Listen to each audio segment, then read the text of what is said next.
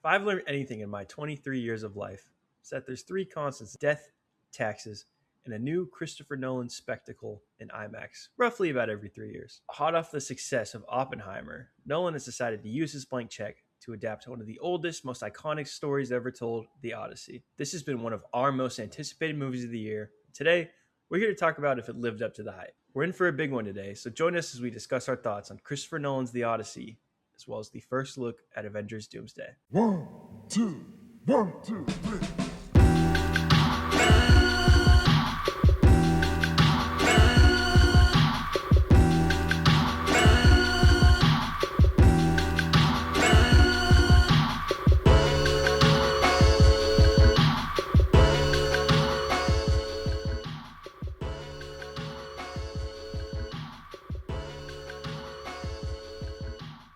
We're back. Took a little summer vacay. Been a busy couple weeks for you and I. I have moved into a new place, as you can see. Finally got Congratulations. Wi-Fi back today. Thank you. Yeah, very exciting. But yeah, we were ready to talk about the Odyssey, and we are definitely still going to do that, obviously. But Monday morning, as we awoke and checked our phones, as we youngsters do, we were surprised, or not very surprised, but we were granted to an Avengers Doomsday trailer. There was indeed a trailer that released on Monday, as well as early tickets, Max. Early tickets? Did you get tickets? I did not, but man, these puppies are selling. Yeah. I'm pretty sure they've already made like 20 million or something. It was way less theaters than that are actually going to be showing the movie when it comes out. Yep. I think second only to Spider-Man this year. Yeah. In pre-sale, whatever numbers. Clearly a lot of hype around this thing, you know? Clearly. Talking about it for a while before we even saw anything about would people be excited about this? Because, you know, Marvel's been on a rocky road. Yeah. But we now have our first trailer. And it wasn't great. I would agree with that. Yeah, it was a little lackluster. But before we talk about like the individual things that we may not have liked about it, Norman, what did you like about this trailer? I was a huge fan of both Fantastic Four and Thunderbolts. Two great movies full of a bunch of newer characters that I like, and I want to follow through these things. So I'm excited to see all of them again. Yeah. We got one single other shot of my boy Cyclops. Looks so cool. I will say. I wish I could see him through all that smoke all and that dust. Smoke, yeah. No Trunks though. A little surprising. Yeah. Obviously they're very committed to doing the comic accurate X-Men costumes that the older movies never did. Thinking a post Superman 2025 world, they would throw Trunks on. But alas, he's still looking pretty cool. And Doctor Doom's mask and costume, sort of, we didn't really see it that much. It was pretty CGI when we did, but certainly looks like Doctor Doom. And kind of sounds like him. So that's my number one biggest takeaway from the trailer, or biggest positive takeaway, I should say. The voice is cool. The voice is cool, sounds good. You can barely hear RDJ in there. He sounds like a big guy. That's what like I Count kind of Orlok. A little bit. That's where my brain went right when that trailer started. He's talking about the sacrifice. Yeah, unthinkable decision. He actually does sound like Count Orlok. Yeah, no. I was a big fan of the voice. When I heard it, I was like, ooh. I didn't like what I was seeing, but what I was hearing, I was like, ooh, that's good. That's good. Yeah, I'm glad he's not just doing Tony Stark but bad. Yeah. It seems like that's not happening at all. The Tony Stark thing, like him using his face, or so that's dumb. I'm just gonna say that, like why? Not that they are choosing not to do that whole plot line of like, oh, it's Tony Stark is back, but it's Doctor Doom. Maybe they are. I mean, maybe they are. By the way, maybe they are. I guess this trailer didn't really say they weren't, but it didn't. I just think it's silly. to cast RDJ and not do that. I agree. I was surprised. I mean, if you watch this trailer, you don't know that's him. And I think one of my big concerns was that, especially in the marketing, but probably in the movie too, that they were going to make sure you knew it was him, and he wasn't going to be wearing his mask, or he wasn't going to be doing an accent. But yeah, I think they're letting the clear hype on this one guide them. They're trusting it, because I don't think they're going to show RDJ's face in the marketing, and I think that's fine.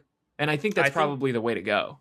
Like, I mean, ideally they don't even show it in the movie. They're going to, but yeah. I mean, but it would. I mean, showing his face like once could be. Isn't that a big part of Secret Wars? Isn't that like a? That's the last panel of Secret Wars. Okay. Okay. Yeah, you told me this. We probably shouldn't spoil. Yeah. Secret Wars. Yeah. Feige came out and pretty much said like, yeah, we're doing the Hickman stuff, which isn't surprising at all. It's all about incursions. One of my last big positive. It's still really cool just seeing the Avengers, the X-Men, and the Fantastic Four all in one place, even if it's not all the characters or the actors I would have hoped for necessarily, but undeniably a cool thing. Just wish it was a lot cooler. Yeah. I think seeing the characters together, I guess we can transition into negatives. I think it's only cool when they can, put things together, like when we saw Thor meet the Guardians in the first Infinity War trailer, and we were like, whoa, that's cool, because we love the Guardians and we love Thor, and we understand how different those vibes are, and how different their experience is within the Marvel Cinematic Universe, and that's why it's fun. We don't really give a shit about most of the characters in that room. That's kind of the issue. Yeah, I will say, I guess one more positive in that sense. Really excited to see the Fantastic Four and Shuri and the Wakandans. That's a very natural, I feel like, kind of pairing thing that you can see working in the comics. Wakanda and Black Panther, mainly T'Challa, but very deep ties with the Fantastic Four. Yeah. So it's cool that they're. I mean, even in those first teasers we got months ago, it was Ben meeting Shuri, and in the trailer, it was like the Fantastic Four and the Wakandans.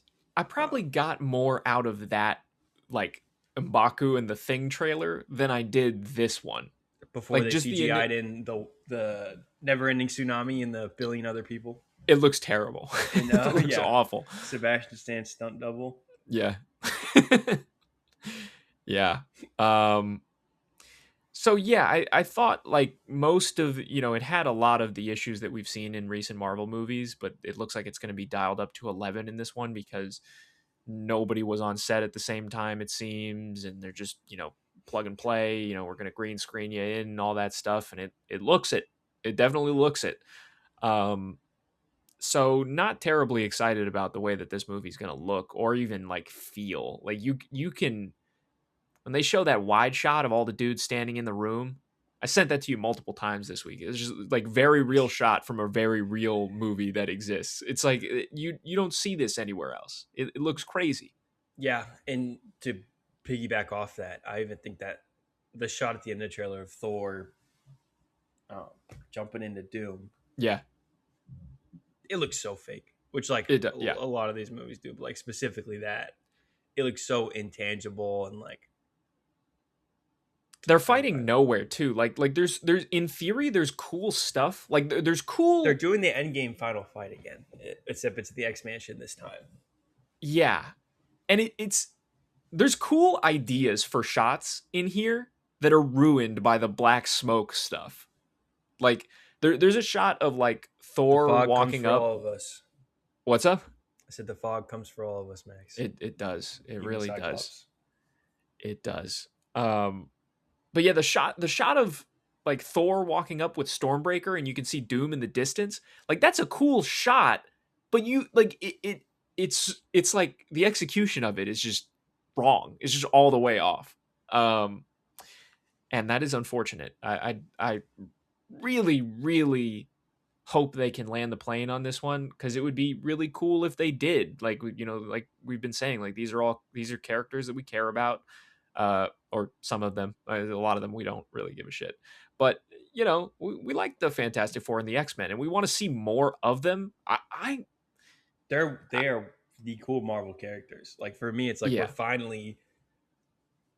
I gotta Avengers tell you are weak sauce. I've been saying this. When you Yeah. compare them to X-Men, the Fantastic Four, and I know a lot of people don't get that because they don't really read comics, but X-Men and Fantastic Four are way, way cooler than the Avengers. Yeah. I will say, in the movies, though, like, these Fox X-Men, I'm ready for new X-Men. Like, I really, really... The Fox X-Men that are in this trailer, I would throw them on the pile of characters I don't really give a shit about. I would honestly have to agree. I definitely am more nostalgic towards those movies. Yeah. I'm excited about Cyclops because I'm a sucker, but, like, other than that, dude... Yeah. Like, after 2 minutes of seeing him in the costume, like, what's it going to feel like? I don't know. Yeah. The big one for me is Gambit. Yeah. Why are we doing that? Yeah. After Deadpool and Wolverine, which was like, it was a joke in that movie. Like, let's be real about it. Like, it probably wasn't for Channing Tatum. Like, it was probably awesome for him. And I'm glad that he's getting to play this character again. He was good in Deadpool. There's no way he's doing the accent and stuff in this movie. Yeah, no shot. No way. I mean, there will be comedic relief in this and funny characters, obviously. No way he's, I'm about to make a name for myself before he fights Doctor Doom. Like, we're not doing that. Yeah. I like 60-year-old Nightcrawler jumping around. Like, yeah. Old beast. Kelsey how old is fucking Kelsey Grammer? It's like 800, dude. He's turbo washed. Everybody in this cast almost is turbo washed. Like, even there's no one under 30 in this movie. That's crazy. Mm-hmm. And even like, and there's people that are under. What's crazy is there's people that are under 30 in the MCU right now that people do give a shit about. Like no Miss Marvel, no. That's probably really the only one, if I'm being honest. Like, who else? Like, I guess like Hawkeye, but I don't really think Hawkeye has shooters. Yeah. Well, they can't put Hawkeye in this movie because Hawkeye's been in every winning Avengers movie. The only one he wasn't in, they lost, and they're gonna lose. I'm talking about Kate Bishop Hawkeye. Okay. Because Hawkeye is also, well, maybe she part of the unction. It's just and there's people like Vision and Star-Lord that don't show up in the trailer that we think are going to be part of this 2 movie thing. Oh, the second one, yeah. I don't think. Yeah. I mean, there was that concept art a while back. Remember that? That leaked? That was all Secret Wars stuff, I'm pretty sure. You think so? And you think it was like, you think they are going to be a part of that? I don't know. I don't know either. I don't think they know. I think that was probably just concept art to be like, maybe they're gauging interest. They were like, let's see how people react to a new face on Black Panther, and Star-Lord and Vision hanging out, and She-Hulk being part of it. I imagine, like, especially with the way they make their movies, in the sense of like they build out all the action and everything before. Mm-hmm. They've probably had just someone working on Ghost Rider concept art for the past 15 years that will never, you know what I mean? Yeah. They probably just say, we're doing Secret Wars, we're gonna do Doomsday. Like, how would you do this? And like, there's a land of Hulks and the Young Avengers and all that stuff that's in that. So yeah, I think we'll get parts of that, but I don't think like that's like the plot. Like the Young Event, everyone who's not in Doomsday is gonna be the one to figure out whatever. You want to just, like, for people that are not in the know, you want to just do the Infinity Vision thing? Sure. Just explain that. So, I'm talking about this a lot. You probably know this. This movie comes out the same day as Dune Part 3, which also got a trailer that was really cool. Way better than this one. Did you see the footage? No, okay. The footage is great. That's in front of the Odyssey. They're showing it in the IMAX regular 70s. IMAX. They just showed the trailer. Okay. Obviously, I didn't get to see it in 70, which I'll get to. But so Dune's getting the IMAX. Obviously, it's an IMAX movie. IMAX, we talk about it a lot here on the show, but it's become such a big thing, specifically the last couple of years. And Avengers is not getting it. So they are doing this thing called Infinity Vision, where they're just calling all other premium formats Infinity Vision, but they're selling it like it's a new thing. They're like putting in theaters, or like that they went to theaters and they're like, Doom approves or something like that. That would be fun if they had a little Doctor Doom standee outside the Infinity Vision theaters. That would be awesome, but that would take effort, and they're not doing anything for Infinity Vision. Yeah. But in reality, it's probably just a bunch of interns calling every movie theater in the country and probably the world and just being like, hey, does your Dolby work? Does your RPX work? Does your AVX work? And then when you go on Fandango, it says Infinity Vision. Yeah. So essentially, it's not a real thing. It's not a real thing. Just go to see the movie however you were going to see the movie. Dolby's probably going to be the most premium format you can get on this one. And it'll probably be pretty good in Dolby. So yeah, don't pay attention to that nonsense that they're trying to push out. It's just a bunch of nonsense. Kind of a real nature is healing moment, I think, for Spider-Man and Avengers to get bumped out of the IMAX theaters by bigger, better movies. Pretty cool. Not to say that Spider-Man and Avengers won't be good. I think Spider-Man could be great. I might like Spider-Man more than the Odyssey. I don't know. It might be, heinous to say at this point in time, but that movie looks very good, I think. So, we'll see. We'll see on that front. I guess we should start talking about the Odyssey now. Yeah, that's enough Doomsday talk. Odyssey. We've been waiting a long time for this. Speak for yourself, man. What do you mean? I don't know. You're a hater. I'm hating, bro. You're like, yeah, you were not waiting for the Odyssey. Yeah, I was like, I'll catch it if I can. Yeah, I'll watch it on Disney Plus when it comes out. Yeah. So we have the movie. Norman, you had a bit of trouble seeing it a second time. I know. What happened there? Yeah, so originally I was only going to see this movie once. Saturday morning at the 70 millimeter in San Antonio, which hasn't been active since Oppenheimer. So I kind of assumed we weren't going to be getting it for the Odyssey because they didn't get Sinners, and didn't get One Battle, all these things. And then surprise, surprise, it's working or something. So yeah, I got my tickets Thursday. The Thursday the movie like premieres. I'm at work, and all day I'm like, fuck, I gotta see this movie. The second I get off, I go to Fandango. I look up IMAX within 50 miles of me, and I found some regular IMAX Odyssey tickets. So me and the missus went and saw it then. And then I wake up Friday morning. My dad sends me an article from SA Express. Shout out to the local paper. That the AMC was broken. Go figure. And they would be canceling our showing. Which, by the way, I still haven't got a refund. Not cool. I hope I get that. Yeah. But yeah, they canceled it. So I did not, unfortunately, get to see this movie in 70 millimeter. I plan on seeing it if they fix it. Probably won't be for a while. Oppenheimer, I didn't see in 70 millimeter till like the week before. It was the last week, just because it kept breaking and it was so hard to get tickets. But did you see that also at the River Center? Oppenheimer? Yeah, I did. Okay, it was like the coolest thing ever. Okay, seeing it in 70. Yeah, I bet this was even cooler because this whole movie was shot that way. Oppenheimer was just parts. Yep. Not to say Oppenheimer didn't all look great, but on that. But yeah, so I saw this movie in regular IMAX. I'm gonna say this on the podcast. Fuck whoever owns the River Center AMC, because they don't care about that projector at all. It had issues all through Oppenheimer. I made it through literally one show of the Odyssey. They should have been testing this puppy for at least a year. Like, what are we doing? This is one of 25 projectors in the country. One of 2 in Texas. I got to drive all the way up there to Max if I want to see this movie in 70. Um, yeah, it just sucks.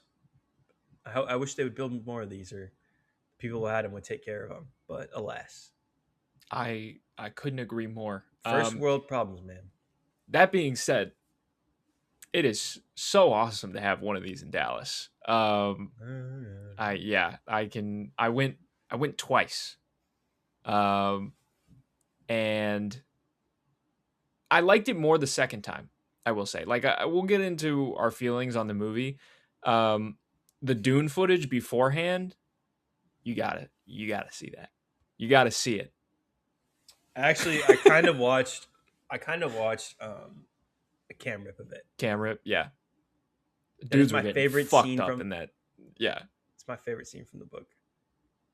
yeah. So, It's a good one.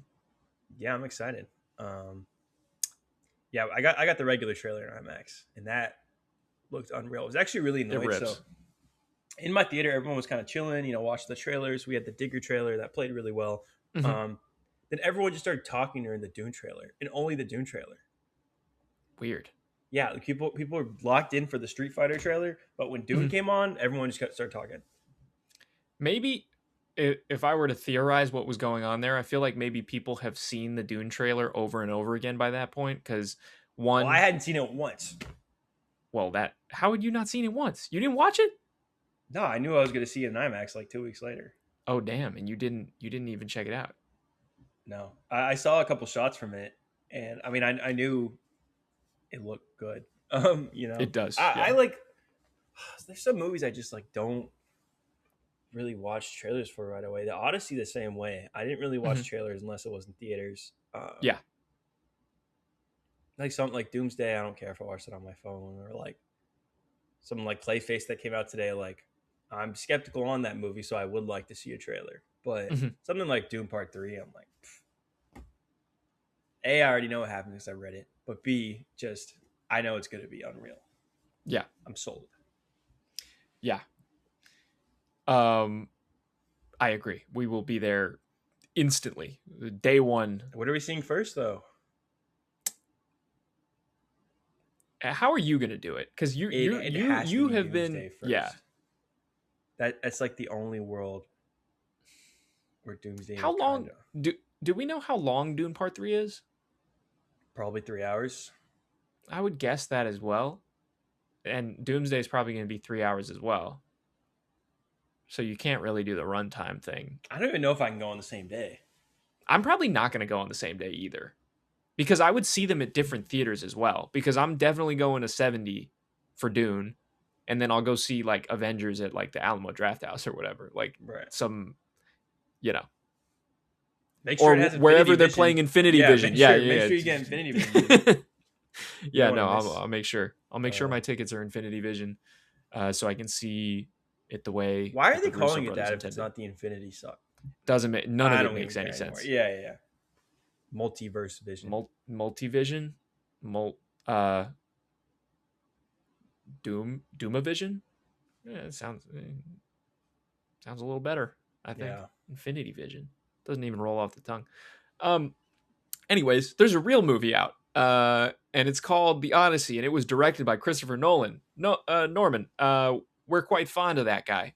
He makes really good movies. Seems like everyone is. Seems like everyone is now. He seems to be one of the only, if not the only, behind the camera talent that can sell a movie. Like I people would are go going one step further. He's like the only person in general who can sell a movie to that level. Not like only, but I would say, because we've talked about the movie star thing a lot. Mm-hmm. I think Christopher Nolan is the biggest movie star in Hollywood right now.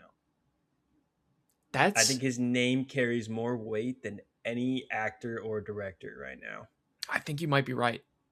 There was some polling I read on Variety. I should have pulled it up.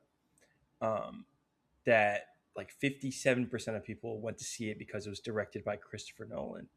Yes. Everyone else was because the 50 really famous people in this movie that do get butts in seats. Yeah. Well, it's all part of it, because when you understand that it's a Christopher Nolan movie, you also understand that he's going to have like a giant ensemble cast with like a lot of the people that you love, inevitably.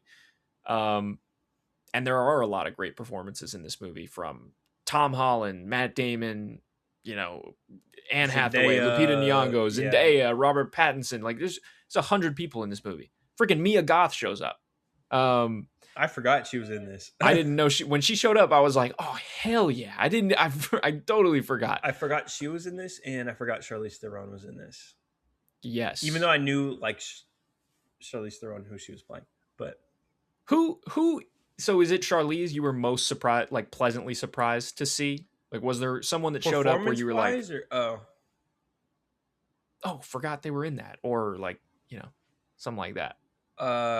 I mean, Mia Goth was the one that I was like, oh, she's in this too. Like I remembered she was, but it totally blanked my mind. Yeah. I low-key kind of forgot Zendaya was in this too.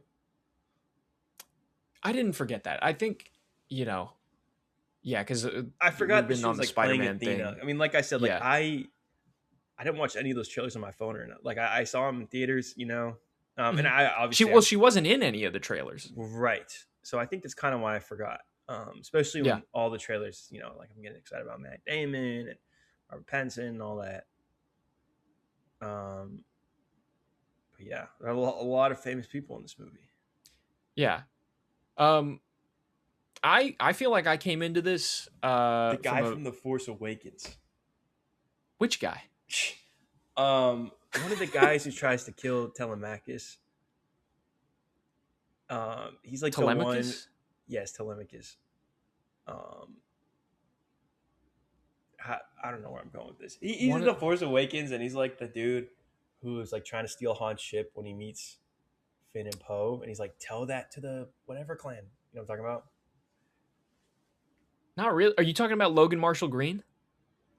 Maybe. He gets locked in the room by John Leguizamo in the weapons room. No, he gets killed by Odysseus. The guy. Oh yeah. I know who you're talking about now. I know who you're talking about. Yes. Tell that to the. You know what I'm talking about? Yes. Yeah. Because then I saw on Twitter, someone was like, "Tell that to the usurpers." That's funny. Yeah. So. And the dude who formerly played Kratos. Is that the guy who I was like Tom Holland's Mentor? like bodyguard? Yeah. Did you read about that, by the way? The Kratos thing? That's crazy. It's that would suck. Topic. Yeah. Yeah. I feel really bad for that dude. It does suck. Don't make live action video game things, folks. People are just going to complain and then something bad happens. That's the takeaway. That's the takeaway. Make more Odysseys. Yeah. So I had no familiarity with Homer's Odyssey. I'm not gonna lie to you. Like I didn't read the book.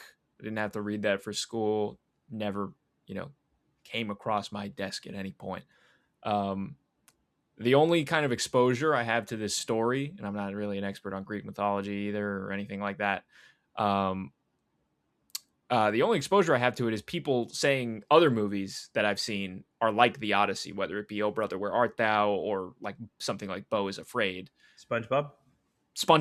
Yes, that too. Percy Jackson. Or Percy Jackson, yeah. Percy, a little banger back in the day. That's all I was thinking about with the Lotus Flower. With what? What do they do with the Lotus Flower in Percy Jackson? In the movie, they go to the casino. Mm-hmm. That's just like the scene I remember from that movie. And like they take the Lotus Flower and it's like drugs. And I was trying to be a kid and I'm like, wow, drugs look pretty cool. Yeah. But yeah, sorry, you were saying. Medusa was the scene that scared the shit out of me back in the day. But yes, the Odyssey. First time I saw it, I was like, okay, it was cool. It feels like it's, a lot of people have said this, that it's thematically piggybacking off of the same stuff that Oppenheimer did. It's obviously say your Tenet piece. I'm interested to hear what this is. I gotta see Tenet in theaters one time in my life. I haven't, because of the COVID thing, obviously, and then it was going to be re-released in IMAX, and then they pulled it from the Bullock Theater in Austin, it's like top 5 worst moments ever. So yeah, how do you think Tenet kind of relates to this? Um, I should have wrote this down, but Okay. I just think like those three movies specifically, it's definitely Hmm. way made more apparent with Oppenheimer and the Odyssey. I mean, it's Hmm. literally like the Trojan horse is the atomic bomb and vice versa. Yep. But I don't like. I feel like Nolan in these last few movies just felt very like guilt ridden in a way. Yeah. Um, I mean, definitely. Like with Oppenheimer and Odysseus are basically like the same guy in a lot of ways. yeah, and Tenet plays that a lot. I mean, Tenet it is the most confusing movie ever, or whatever. But Yeah. I mean, it also kind of is about like weapons that destroy the world stuff, and Yeah. I gotta rewatch it. Like functionally, it's a very different movie as well. Like that's like a straight up action movie, and these are like, I fucking love Tenet, dude. I think yeah, we're gonna do a little Nolan ranking at the end, and I got Tenet pretty high up there. yeah. I would as well, but I got to see it in the movie theater because I feel like that movie was done such a disservice by the events going on in the world at the time. I Um, risked my life in the life of those around me. yeah, Just kidding. I went at like 10 in the morning on a Tuesday. yeah, There's no one there. With my friends, we wore masks. nice. Yeah, no, I wish. Um, but yeah, the Odyssey. Norman, what did you think? Where are you at on this film? I've only seen it the once. I was hoping Mhm. to see it a second time before we did this, but I didn't have time, and my only other second time screening got canceled. Um, I thought it was great though. I mean, surprise, you know. Yeah. Yeah, I thought it was really good. I don't think it's my favorite Nolan per se, Mhm. It's but very low on my Nolan list, even after watching it the second time and liking it more than I did the first time. That being said, yeah, that's crazy. I need to hear what's I above think it, but I I don't think Nolan has made a single like bad movie. So, yeah, are you one of those people that doesn't like The Dark Knight Rises? yeah, we'll get there. Okay. Okay. It's less the Dark Um, Knight Rises, more the other one, but we'll talk about that. okay. Oh right, yeah, I remember your yeah. But the Um, Odyssey, yeah, I thought it was great. I am familiar with the Odyssey. I did have to read it growing up. I tried reading the Iliad, but the mhm. translation I had, I was just like couldn't get it going. Yeah. Um, but yeah, I mean, it's really interesting. He kind of puts a more somber tone on it than I've always like taken from it. Okay. Mm, but I kind of like that. Okay. Yeah, it does have a very, like you said, like Odysseus is a guilt-ridden guy. The whole movie kind of ends up being about, He's literally doing the Oppenheimer thing of like, he is. yeah, It's about, humans breaking a form of a social contract and break and thereby breaking society itself. Um and those ideas are very interesting. I think they're handled better in Oppenheimer, I would say. I would agree. They're handled very similarly in both movies. So, it's I think it's handled better in Oppenheimer though, because that They throw it all at the end here. they do.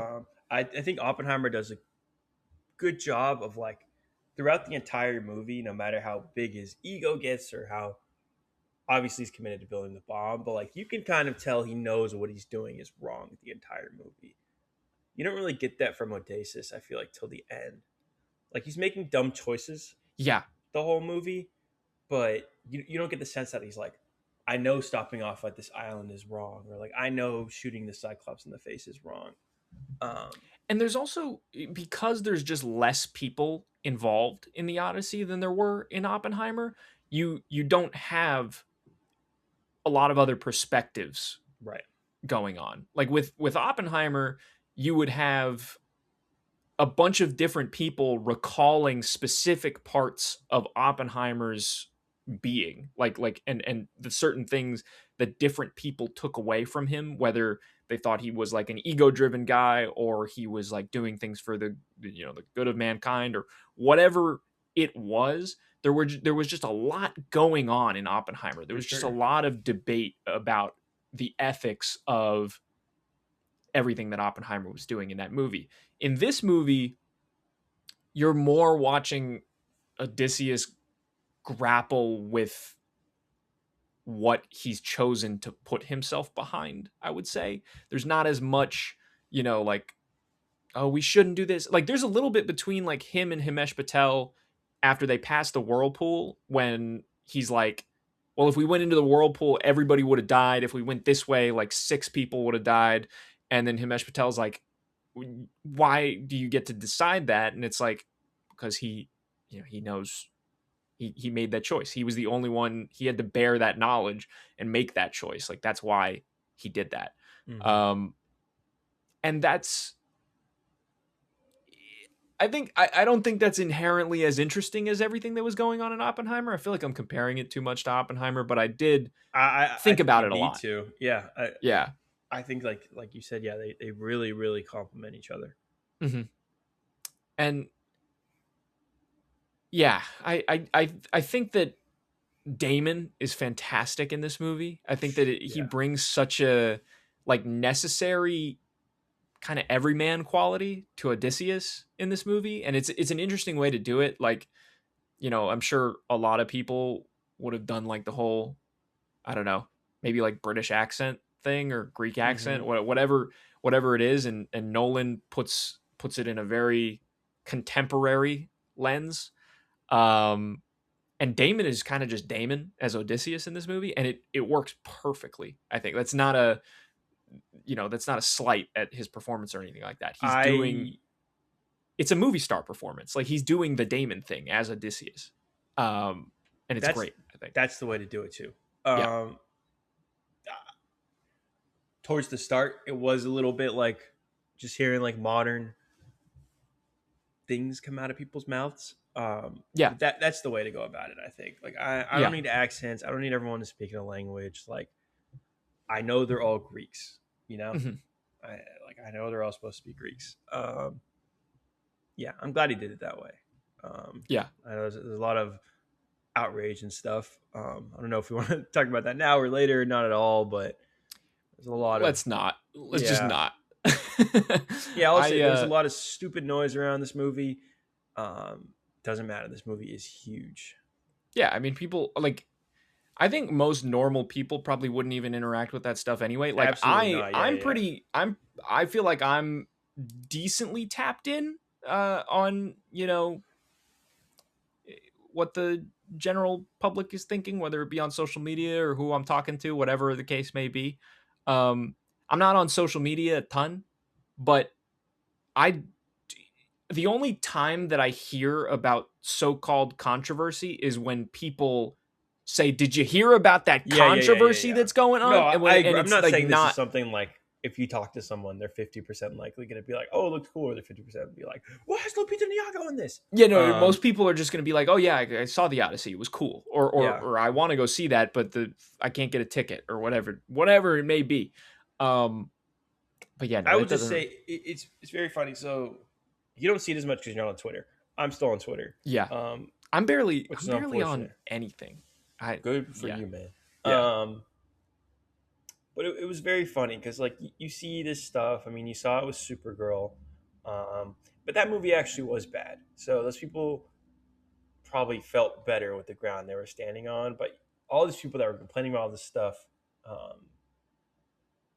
I saw a lot of people being like, "Fuck, are we losers?" Which I've never seen after something like this. You know what I mean? It's kind of refreshing just being like, damn, like, we're missing out on this historical epic movie, which a lot of these, whatever, people are into history. Maybe they're just the bad history. But it was refreshing to see that. And yeah, I mean, it's also manufactured anyways. I mean, yeah, like normal people, are just gonna be like, "Oh, I saw the movie, it was cool. I like Tom Holland." Yeah. No one's gonna be like, Elliot Page was in this for 2 minutes.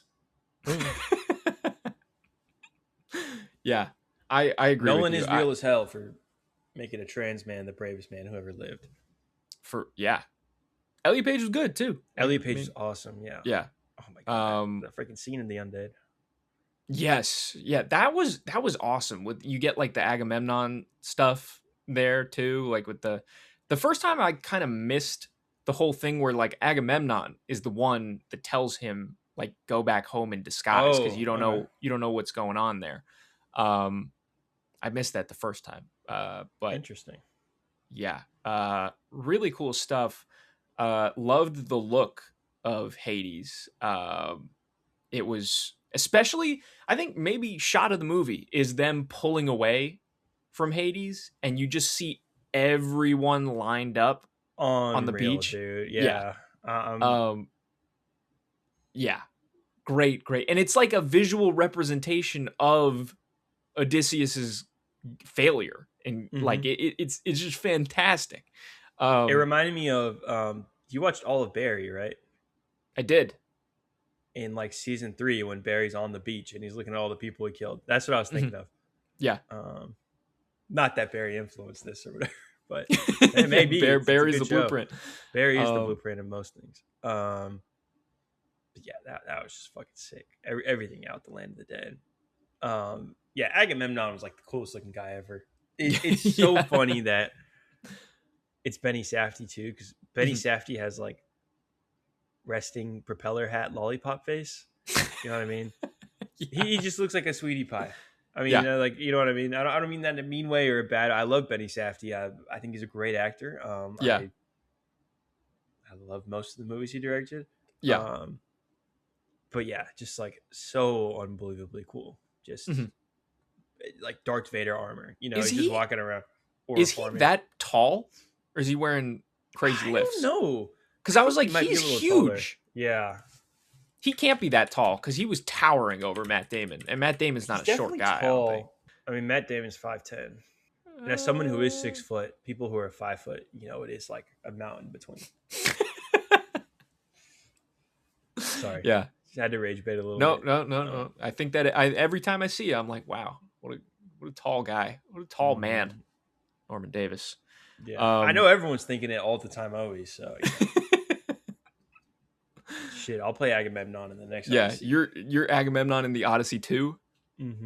What? Yeah, no, he was really good. Cyclops has 2 eyes. Speaking of Cyclops. Wow. Yeah. Wow. Yeah. I mean, like fucking wow, dude. This is that's the thing too, where like people have shown the picture of the Cyclops, the giant puppet that they made. It's awesome and it's cool. It's really cool that they, you know, make a lot of this stuff practically. And people, the one thing I do want to say is that people kind of use that image as like, oh, like Nolan hates CGI, never uses CGI. The Cyclops is CGI. Nolan does use CGI. He just does it better than everybody else. And because the puppet he does that you see, practicality, but exactly, they work in tangent, and that's when CGI is best. They're filming the puppet and they're layering the CGI on top of the puppet. That last layer that you need in order to believe that there's a Cyclops there. You know, they put it there. Also, did they mocap that? Because there is a guy playing the Cyclops. Certainly a guy playing the Cyclops. So yeah. I'd imagine they might have done some forced perspective work. They do it later. So the scene with the giants, I do want to come back to the Cyclops scene, but the scene with the giants, do you know how they filmed that? Did you see that? I just saw that today. Insane. All right. So for the people at home who didn't, in this movie, on Odysseus' quest, they stop on an island and there are giants and they get ran off this island and most of the fleet gets killed there. The way they did it is they got 7-foot guys and like 5-foot guys. So women. Cool. I mean, like Matt Damon's was a woman. Double so was a cool. woman. Yeah. Yeah, just brilliant. And the scene with the whirlpool, for reference, they had 2 people on jet skis just going in a circle. Yeah, I mean, it's really cool. And I agree with you because people are like, people will show up for practical effects. It's a picture of the Cyclops and it's like, dude, it's not a fucking puppet moving around like in The Mandalorian. Like they actually do kind of have like the stop motion puppet thing moving around. It looks The cool in one that cool movie. part about The that one movie. cool part of that movie. Yeah. Yeah. But yeah, that Cyclops scene was so cool. I mean, it's like the movie's good at the start, but that's when it's like, yeah, the second they're in that cave and the door closes, Yeah, that's when the movie's just like, yeah. We're on 11 now. Loved it. The scream you mentioned, it reminded you of Captain Clark from Backrooms. Just horrifying in a loud IMAX theater. That noise. I loved when he picked up the guy and he started like chewing on him, and then like he had like stuff coming out of his mouth, and it was just like, it was disgusting, but it was like, it looked amazing. It looked perfect. It was unreal, dude. Spits out the helmet and stuff like that. Great stuff. Great stuff. One of the few horror inspired, or horror, I would just say straight up horror sequences in the movie. Can we talk about my favorite sequence in the entire movie? Let's hold on that, because I want to talk about the Laestrygonian big guys. Like that was before Samantha Morton, right? Yeah. Okay. I want to say about those guys. I was not that. So a little bit of background. Like we did a draft early on in the year, a movie draft, where Norman and I picked our most anticipated movies of the year. And I took Avengers Doomsday, or I didn't take it before the Odyssey, but I said I would have taken Avengers Doomsday before the Odyssey. And I said that because I just knew like this movie was going to be solid, and there's more intrigue with Avengers Doomsday. That doesn't look great right now. I get it. But as soon as I saw those big fucking guys on the poster and in the trailers, when they started trickling that out, I was like, oh, there's big fucking guys in this movie? These big ass dudes in armor with the silver helmets and stuff, and they're gigantic, and they're towering over Matt Damon, and they're fucking shit up. They're like fucking elbowing trees, and they just explode. It's like, come on now.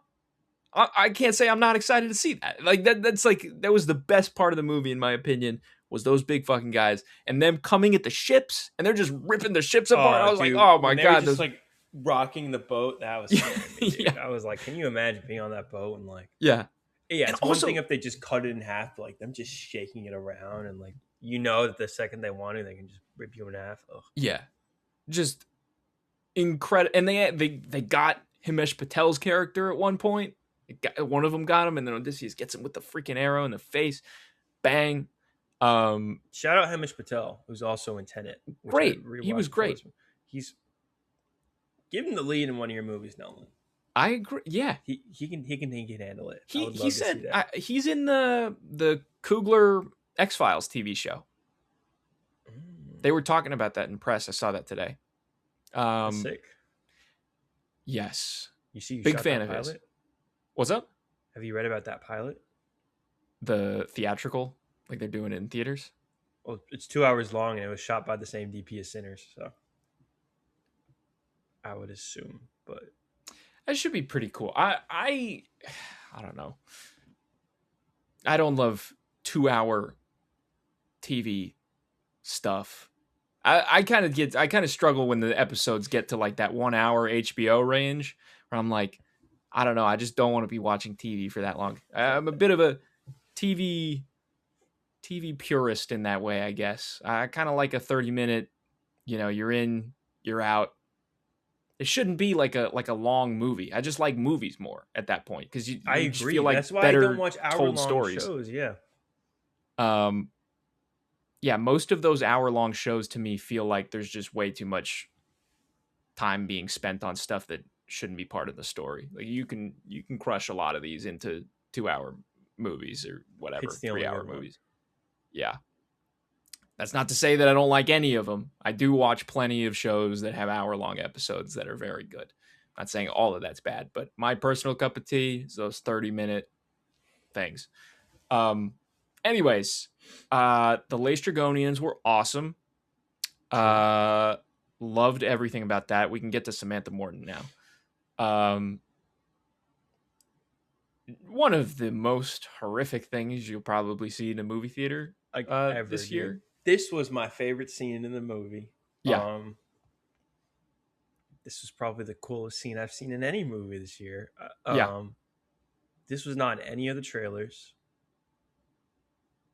None Just of wow, it. horrifying. I mean, Yeah. it reminded me of Spirited Away. I couldn't stop thinking about that. Yeah, that was. It's live action Yeah. Miyazaki Yep. meets horror. I don't know how they did any of that. I was like literally like I swear like the Red Brie like I was seeing like boobs for the first time, dude. Like that was like literally the coolest thing I'd ever seen. I can't believe Yeah. it. I can't even blame you. It was incredible. Yeah, fantastic performance too. Yeah. Shout out Samantha Morton, right? You said Samantha Morton. Yeah. Yeah, she was great. But yeah, that whole scene, the transformation from the soldiers to the pigs, was like the coolest thing. And yeah, my favorite scene of that movie. That is the part of the movie where you do get a little bit more of kind of thematically what the movie's about, because you have Samantha Morton telling Matt Damon that she just kind of reverted them into their true form, and men are pigs, and you're just going and pillaging these places, and raping and murdering and all that nonsense, and that's just your nature, and that's what you're gonna do, and I've just set the balance right, and things like that. And that whole thing, she was fantastic. I mean, that whole monologue is crazy. And then Damon is also really good in that scene. He grabs the crow, and the crow is her sister. You learn, and it's like they just have this little thing going. Like, she's like, we get along better this way. I don't know. That was the biggest laugh in my theater. Yeah, that's good. That's a good joke, though. Yeah, I thought that whole sequence was just unreal, dude. Yeah, and also even it's such a well directed and edited scene. Like from the jump, like you have. The guys are pissed at Odysseus for what happened with the Laestrygonians, and then they get to this island, and there's like a semi-mutiny of sorts, and like Odysseus has to go and find food for himself while they go up to this house, and Odysseus is just hunting and stuff, and then he comes to the same realization that they come to in very different places, and then Odysseus is like, oh shit, I gotta get up. It's just a really well done scene. And the reveal that the deer, what's going to happen at that point, but just like seeing him react to it was just really, really awesome.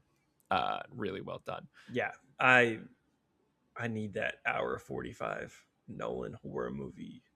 Yeah, more than Air itself. But yeah, what was your favorite island in the movie? Probably Cersei's. Cersei, yeah. I gotta go with my big fucking guys, the Laestrygonians. That were cool. That was just cool. I did find it kind of funny. It seemed like Nolan did not give a fuck about like the whirlpool and the like world serpent, whatever it's called. Yeah. I feel like they just get there, they do it, and they just keep moving. Yeah, it just kind of, you don't even like know really what happened. You don't get a second to breathe. Yeah. I kind of like that though, because it's really from their perspective. Like they don't know shit about the world. The world is just this mysterious and extravagant place in which there might be some like hand of God that reaches out. There might be sea people. Yeah, like shit like that. Like that was really, I thought it was really cool. It felt like people talk about how realistic Christopher Nolan movies are and authentic. Like, this movie really does feel very like authentic. It feels very well thought out. It feels very real. They put you back in this time, and how scary it might have been. Like, there's so many things like today that you like. We have a phone, we have the internet, we have fucking shit like AI. We have too much knowledge at this point. Like, there's just too much going on up here. For at least me personally, I shouldn't be thinking about some of these things. Like some things should just be up to the gods, if you will. Yeah. And hearing these guys talk about like, oh, like sea people, and that serpent thing that just comes down out of nowhere and just rips the guys into the who used no CGI for that scene? Yeah, that's real. That's a real serpent. They found it. But I thought that was really cool. Really well thought out, really refreshing. Um, Let's talk about the sirens. oh yeah, we didn't talk about that. Already get some good mileage as a meme. I don't know if you've seen some of those. I've seen some really, really, really funny ones. Yeah. But yeah, no, that's probably the line of the movie. What you most want is what you can't have and lost, or Yeah. what you already had and lost. There's a whole thing, but it's it's very emotionally resonant. I think that's probably the line of the movie. Like I said, like I think that's what people are going to take away. Yeah. It gives a lot of weight to Odysseus's journey, and it's a really good, cool scene. The before, when you see him kind of reacting to it all, and he's absolutely just screaming his head off. And you see the other guy kind of like also like the wax falls out of his ears, or he takes it. He takes it out Yeah, he takes it out. listen because he's curious, and then he just jumps out into the water and probably kills himself. So yeah, I thought that was a great scene. It's really cool. What do you think? I agree. I thought it was one of my favorites as well. I was with the line. Glad they didn't like make a siren song. They're playing cool sounds and stuff over it. Yeah, are we saving score till the end? It's the best part of the movie. Yeah, it was really, really good. Yeah. Like we weren't crazy about his Mando score, I think, for the most part. Yeah, we were low on it, but other people seemed to think that it was fantastic, and if you like listen to that for 2 hours, like it's great. It's like but the Mr. Krabs clip, the one that goes boop boop beep. Yeah, it hasn't really had like staying power in my head. Yeah. But yeah, this dude's just gonna win Oscars every year. I don't see. I mean, obviously, like something could come up.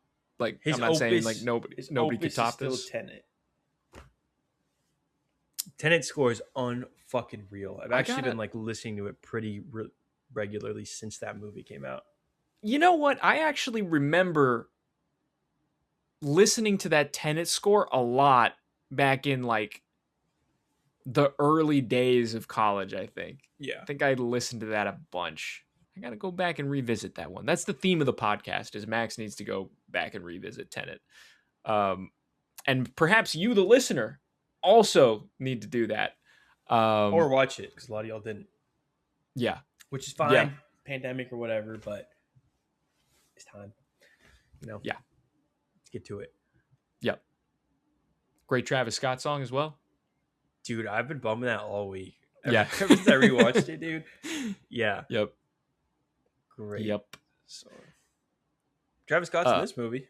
He is in this movie, and he did a good job. He was Travis Scott, and he's the first thing you see in the movie, which is kind of crazy. Yeah. Like that, the first thing you hear. Fiend, first thing you see and hear. Fiend. That like boom, boom, boom. Yeah. A war.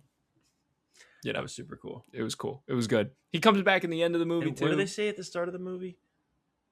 In the land of presumed magic, right? That's what they say. Oh, a time of apparent magic is the thing. I love that. That was. I did too. It was great. Yeah. And you do get a lot of that apparent magic in this movie, and it's really magic. Really fucking cool. Yeah, this movie is apparent magic. I really liked, honestly, like a lot of the ladies in this movie. Like Lupita gets like not a lot of screen time, but she is fantastic in the minutes that she gets. Zendaya as well, just staring at Odysseus the whole time. She was really good, which I can be a little flip floppy on her, but I thought she was really good in this. Yeah. Samantha Morton, obviously, we talked about, but yeah, no, a lot of the present is Odysseus recalling his adventure on this beach with Charlize Theron, and he's been there for like 7 years, which is, a little interstellar-y, I thought. It's kind of that little, like how much time has actually passed thing, and like, I got to get back to my son and whatever. And I got to cross, fight the forces of, heaven and earth to get there. A lot of good stuff. I thought there's a lot of his work, his old work present here, I thought.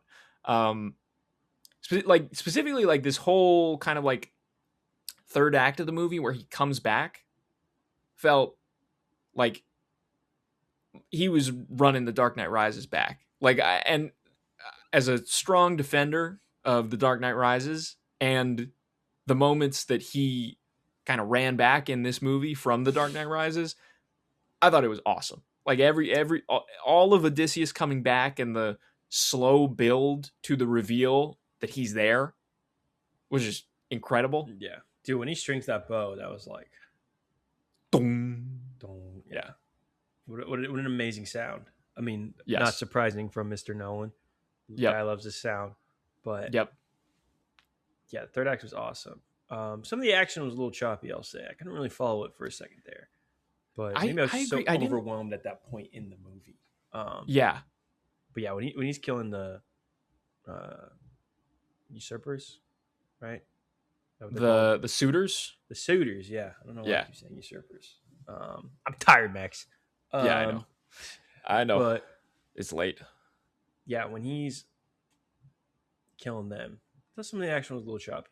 I love Robert Pattinson just being a bitch and just yelling. Yes. Being like, get the swords! Like, get the spear. Yeah.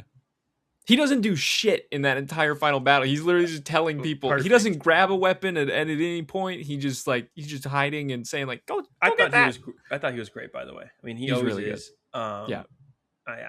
You and Jay, I feel like today were kind of like a little iffy on his performance. I was kind of surprised. But on the first viewing, I was a little iffy on like the entire movie, and I think the second viewing really kind of I accepted it. I accepted it into my heart on that second viewing, and I liked a lot of this. A lot of the stuff that I was, very similar to like how we were talking earlier about how I was like way too mean to the Fantastic Four movie. By the way, for the listeners, I've gone completely back on that. Fantastic Four: The First Steps is good. Anyways, now that that's out in the air, yep, I know. This guy likes Deadpool and Wolverine now. It took let's not go that crazy. But yeah, no, Robert Pattinson kind of steals the show at the end of the movie. You got my favorite part of the entire movie. I know I just said the score was my favorite part of the movie, but my other favorite part of the movie is somebody get these beggars out of here. Yeah. Incredible. And plate liquor. Oh yeah. Yeah, that stuff's great too. Yeah. Everything that he's doing is it feels like, very familiar Robert Pattinson. Like this is the kind of like slime ball that he's perfect at. Tom Holland even said in the press tour, like you're so great at playing a dickhead, and like he really is. Like he's fantastic in this movie. Did you have a favorite Robert Pattinsonism in this one? It had the plate liquor thing. It was somebody get these beggars out of here for sure. Yeah. No, he was great. I mean, he's always great. Big year for him. He still got Primetime and Dune, both gonna be bangers. Primetime looks really good. I'm like stupid excited for that movie. Yeah, I didn't even know it was a thing. That trailer came out. I'm so sold. Let me ask you about one specific performance, because we're gonna be talking about this actor again in just about a week. Yep. What did you think of Tom Holland? So the first time, again, was kind of not sold. I was like, like, what? Not bad, but I really wanted him to kind of like take this movie, like take this opportunity, because we really like Tom Holland on this podcast. Seems like a great guy. He does. He's a really good Spider-Man cool dude. And seems to be a pretty good actor. He just seems to, taking some bad projects here and there. Happens to the best of them. But this is a huge opportunity for him, and I think that he delivers. I don't think it's the kind of performance that anybody's going to go home and like tell their friends about, but it is a good performance. Like he does well. I agree. I know I was playing a little coy when you asked me about it before you'd seen it, but yeah, it's definitely grown on me. Like I said, I've only seen it the once. I mean, yeah, he just plays him really young, Mm-hmm. which It's very close to Peter Parker. Like, yes, and I yeah, think that was kind of taking me out of it as I was watching it, just because like yes, I think I was kind of hoping, but it's not really the role for that. Which I think I understand that I've seen that movie. That hmm this would kind of be like the holy shit, like we were so wrong about Tom Holland yeah. or It was whatever. not like his Oscar Yeah, yeah, moment yeah, or yeah, anything like that. Yeah, yeah. I think that's probably why Nolan probably wanted Peter Parker. He definitely did. Like that's kind of the performance he got. Yeah. But yeah, no, I do think he's really good, and he has some good line reads. The one where he's like, "My mom wants all y'all dead." He really killed that. Um, Yeah, you can see a little bit at the end, you know. So yeah, yeah, I think it's pretty good, and I'm looking forward to seeing him again in Spider-Man next week. And John Berthal is also in this movie, hanging out with Tom Holland, yep. which is pretty cool. Good stuff. Um, yeah, no, I'm also stupid excited for Spider-Man. I think that movie's gonna be really good. Mm-hmm. Um, And guess who drafted it? yeah, no, crazy. And I have this. Boom, big July for me. Yeah, wait till September though. Wait till September. I might What? have the best movie of the year on there. What do you have Clayface? Resident Evil. Didn't you take Clayface too, though? I did take Clayface too. That'll cancel it out. Yeah. Boom. Yeah, I know. That didn't go so well. I think if you put our lists side by side, there's probably a fair amount of stinkers on each side. You have Supergirl, and if Clayface is in the universe of quality of Supergirl, then we're gonna have some problems on my end. I think it'll be better than Supergirl though. Yeah, I don't think there's any shot that it's not better than Supergirl. I was like the number one Supergirl hater though. Yeah. I'm not gonna lie. Like, unfortunately, I don't want to But be. you just hate all girls and women, so. Yeah, that's true. Anyways, I know 4 billion Supergirls. What's your favorite Christopher Nolan movie?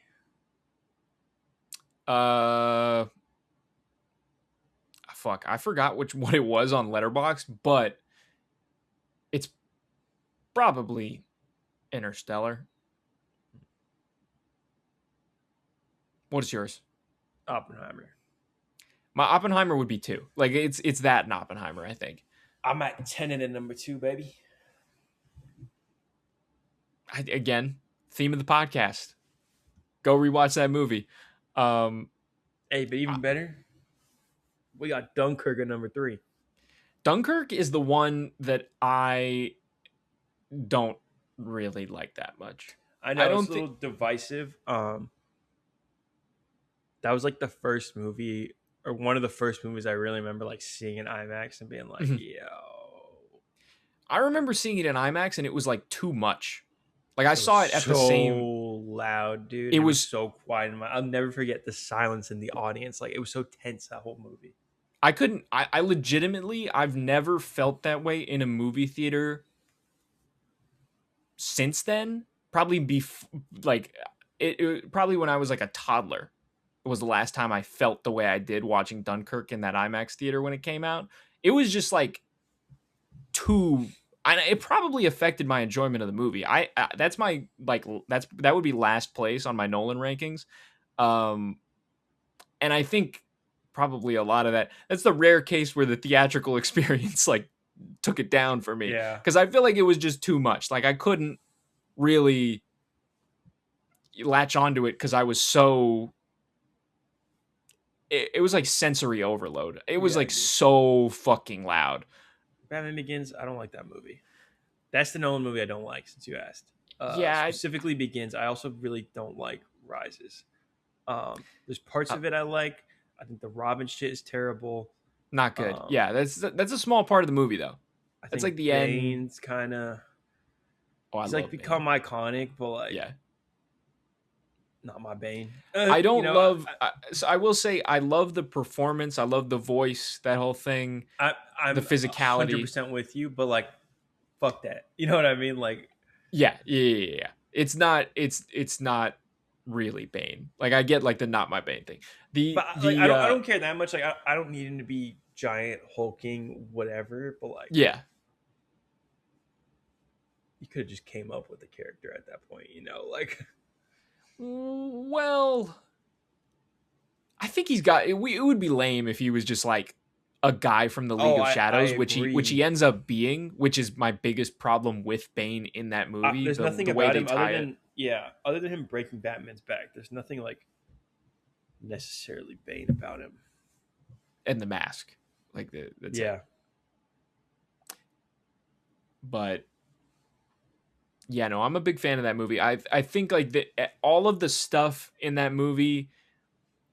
I honestly think like the two scenes where Batman returns in The Dark Knight Rises are some of Christopher Nolan's best work. He returns for the first time since Dark Knight at the beginning of the movie, and everybody's like, Batman, he does a fantastic job of making Batman this like mythic creature or symbol that, you know, Gotham City loves or hates. He's a very polarizing figure at that time. They hate him in the beginning, kind of. There's some people that like him, though, obviously. It's a polarizing figure. And then he comes back at the end to save the day. And in both cases, you know, you get a lot of like kid on the street, man on the street kind of stuff where it's like, is he back? Is it him? Like everybody's like, you know, enthralled with the idea of Batman being a guy that is around in Gotham City. And that stuff is some of the best stuff in superhero movies or even the Odyssey. I thought that part was one of my favorite parts when they're like, holy shit, like the myth has come to be here in front of me. Great stuff.